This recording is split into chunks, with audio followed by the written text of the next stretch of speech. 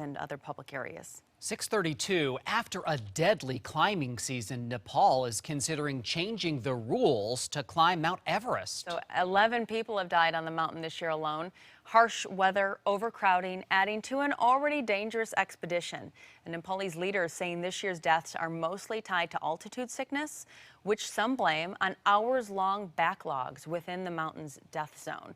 Now, with more on the dangers at Everest, Brandy's joined by in studio by expert climber Vic Sani. Good morning. Good morning. Vic, thank you for being here so our viewers understand why we're calling you an expert. You are the vice president of the Mountaineers Board of Directors. You were also the first Indian American, I think this is interesting, to climb the 7 summits. So that's the highest peak on each of the 7 continents. You have climbed Everest as well. When did you climb Everest? I climbed Everest in May 2009, so 10 years ago. So as we're talking about this being a particularly deadly season, I think it's important to point out it's never safe to climb Everest, right? That's correct, yeah. The death rate is typically, 1 to 2%.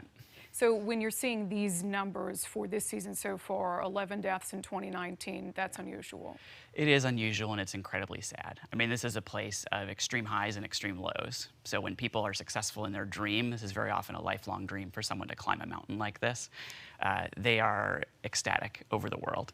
But obviously on the opposite side of the spectrum is, there is the failure to summit and you come home safely due to illness or other conditions. But then there's also the tragedies that we are seeing, and that my heart goes out to those families. So we're going to talk in a minute about whether there need to be changes and the overcrowding and some of those things. But in your mind, I'm not talking about permits, I'm not talking about equipment. Yeah. What does it take to be able to successfully summit Mount Everest?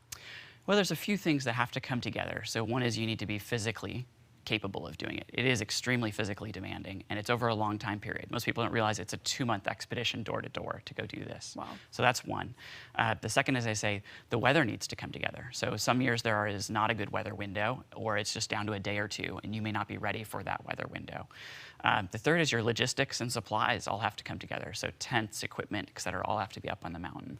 So those are just a few of the things that have to come together for you to have a successful chance at summiting this mountain. So it's my understanding, and please correct me if I'm wrong, because you're the expert, that there really is no restriction by the government in Nepal placed on someone who wants to try to summit Everest. Should there be? And should there be a minimum requirement of expertise to be able to try that feat? There's a lot of people talking about that, and I think it's an interesting thing to consider is to say, what are we trying to optimize for? And is it for safety overall for individuals? Is it to allow anyone who wants to have this chance to go after this? You have to qualify for the Boston Marathon. You have to qualify for the Ironman World Championships in Hawaii, but you don't currently have to qualify for to go climb Everest. And so there are a number of things that could be done, such as requiring people to climb another 8,000-meter peak. There's only 14 of those in the world. So number one, that would actually probably help Nepal because more tourism dollars would come into Nepal because people would have to climb another mountain in Nepal. And Nepal currently receives about $27 million a year in economic impact from climbers coming to the country. So this could be a big boon for them if they made a shift to a rule like that, as well as cut down on the number of inexperienced people that are going to Everest by giving them that experience of climbing another 8,000-meter peak, which may be a little less dangerous. Let's talk quickly about the experience versus inexperience. Yeah. We have a picture of the overcrowding that we're seeing on Everest. Sure. And this is like in the death zone. So this is above, I think, 26,000 feet. Correct. Why is that dangerous for experienced climbers, even when you have that level of overcrowding? Yeah, this is a sensational photo. When I summited, we had probably 90 people, which is probably a little less than half of what was seen in that photo. Wow. But you're talking about at an altitude where you're about 100% of those people are breathing supplemental oxygen. And there is a time span upon which you have to breathe your oxygen before it runs out. So when you run into situations like this, you're continually eating into your margin of safety upon which you have oxygen to breathe.